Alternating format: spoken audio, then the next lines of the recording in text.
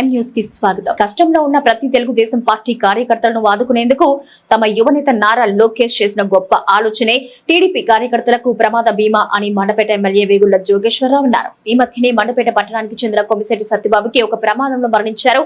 బాధితుడు తెలుగుదేశం పార్టీ సభ్యత్వం కలిగి ఉండడంతో ప్రమాద బీమా 5 లక్షల రూపాయల చెక్కును సత్యబాబు సతీమణి నాగదుర్గకు ఆమె నివాసంలో ఎమ్మెల్యే వేగుళ్ల జోగేశ్వరరావు, మాజీ మున్సిపల్ చైర్మన్ చుండ్రు శివర ప్రకాష్, టీడీపీ నాయకులు కార్యకర్తలతో కలిసి ఆమెకు అందజేసి వారి కుటుంబానికి పార్టీ అండగా ఉంటుందని ఆమెకు ధైర్యం చెప్పారు.